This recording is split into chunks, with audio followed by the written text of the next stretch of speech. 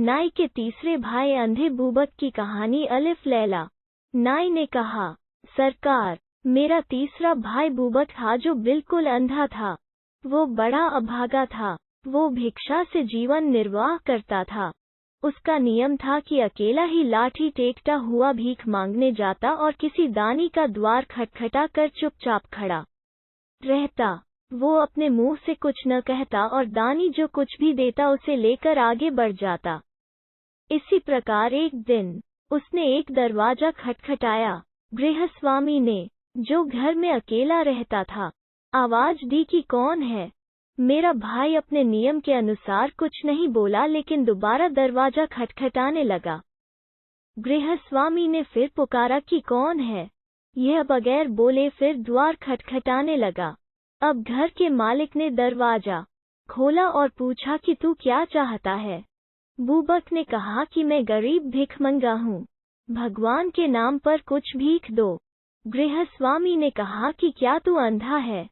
उसने कहा कि हाँ। फिर गृहस्वामी ने कहा, हाथ बढ़ा। यह समझा कि कुछ भीख मिलेगी। उसने हाथ फैलाया तो घर का स्वामी उसे खींचकर ऊपर ले गया। फिर उसने बूबक से पूछा कि तू भीख लेता है तो कुछ देता भी है। उसने कहा, मैं आशीर्वाद ही दे सकता हूँ, तुझे आशीर्वाद देता हूँ। उस आदमी ने कहा कि मैं भी तुझे आशीर्वाद देता हूँ कि तेरी आंखों की ज्योति लौट आए। बूबक ने उससे कहा, तू यह बात पहले ही कह देता, मुझे जीना चढ़ा कर क्यों लाया। उसने कहा, मैंने तुझे 2 बार आवाज दी थी, तू कुछ न बोला तो मुझे भी बेकार जीना उतरना चढ़ना पड़ा। बूबक बोला कि अच्छा, मुझे जीने से उतार तो दे। उसने कहा कि सामने ही तो जीना है, तू खुद उतर जा। मजबूर होकर बेचारा बूबक टटोल टटोल कर जीना उतरने लगा लेकिन एक जगह उसका पांव फिसल गया और वो लुढ़कता हुआ नीचे आ रहा। उसके सिर और पीठ में बड़ी चोट आई जिससे वो तिलमिला उठा। बेचारा बड़ी देर तक अपनी चोटों को सहलाता हुआ गृहस्वामी को गालियां देता और उसकी भर्त्सना करता रहा। फिर वो लाठी टेकता हुआ आगे भीख मांगने के लिए बढ़ गया। कुछ देर में उसे अपने 2 साथी अंधे भिखारी मिले। उन्होंने पूछा कि तुम्हें आज भिक्षा में क्या मिला। बूबक ने सारा वृतांत कहा कि किस तरह एक घर का निवासी उसे पकड़कर ऊपर ले गया और वहां जाकर उसके साथ कैसा निष्ठुर परिहास किया और उसे हाथ पकड़कर उतारा भी नहीं। उसने यह भी बताया कि जीना उतरते समय पांव फिसलने से उसे कैसा कष्ट हुआ। फिर मेरे भाई ने उनसे कहा कि आज मुझे कुछ नहीं मिला है लेकिन मेरे पास पहले के कुछ पैसे पड़े हैं, तुम जाकर उनसे कुछ भोजन सामग्री खरीद लाओ।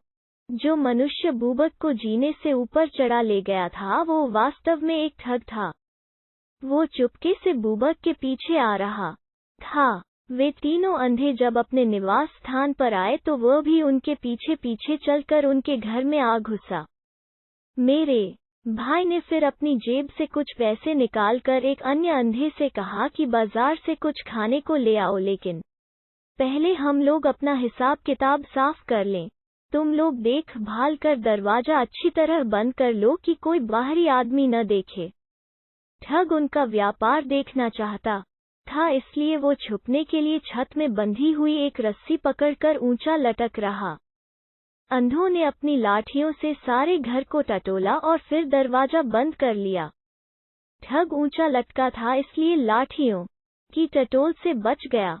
अब मेरे भाई ने कहा कि तुम लोगों ने मुझे ईमानदार समझकर अपने जो रुपए मेरे पास रखे थे उन्हें वापस ले लो। अब मैं उन्हें अपने पास नहीं रखूंगा। यह कहकर वो अपनी एक पुरानी गुदड़ी उठा लाया जिसके अंदर 42,000 चांदी के सिक्के सिले थे। उसके साथियों ने कहा कि इन्हें अपने पास ही रहने दो, हम न इन्हें लेंगे न गिनेंगे क्योंकि तुम पर हमें पूरा विश्वास है। बूबक ने टटोल टटोल कर गुदड़ी की माल का अंदाजा लगाया और फिर गुदड़ी को यथास्थान रखाया। फिर बूबक ने जेब से पैसे निकालकर खाना लाने के लिए कहा। एक अंधे ने कहा, तुम पैसे रखो, बाजार से कुछ लाने की जरूरत नहीं है, मुझे आज एक अमीर आदमी के घर से बहुत सा खाना मिला है। कुछ तो मैंने खा लिया है, लेकिन अब भी बहुत कुछ बचा हुआ है। यह कहकर उसने अपनी झोली से बहुत सी रोटियां और पनीर तथा फल मेवे निकाले। तीनों अंधे भोजन करने लगे। ठग भी अपने को रोक न सका और मेरे भाई के दाहिनी तरफ बैठ कर यह सुस्वादु वस्तुएं खाने लगा।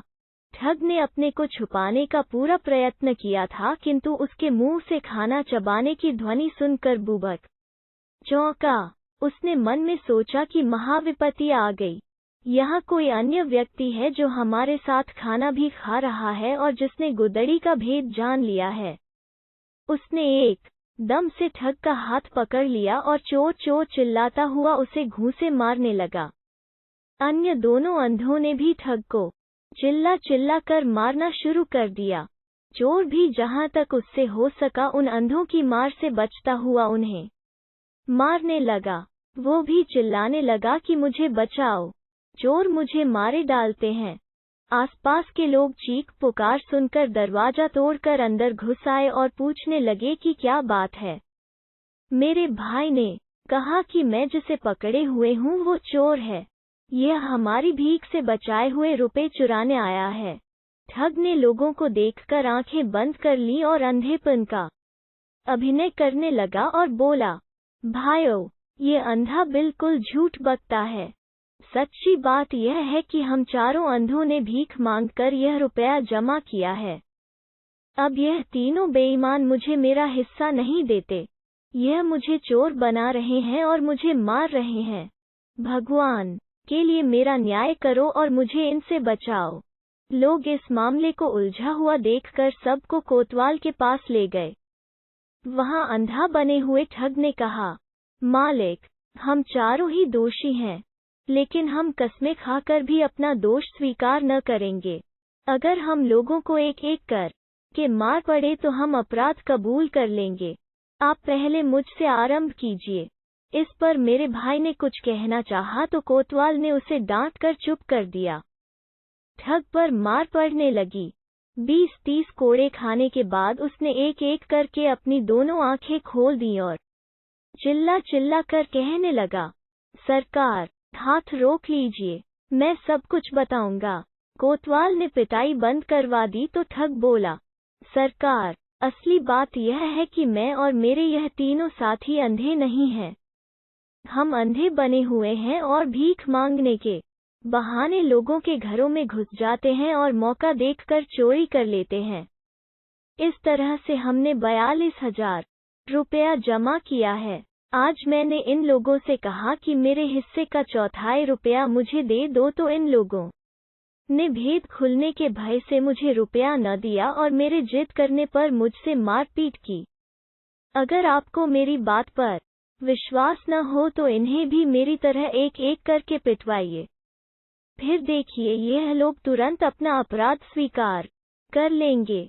मेरे भाई और 2 अन्य अंधों ने भी चाहा कि अपनी बात कहें, किंतु उन्हें बोलने नहीं दिया गया।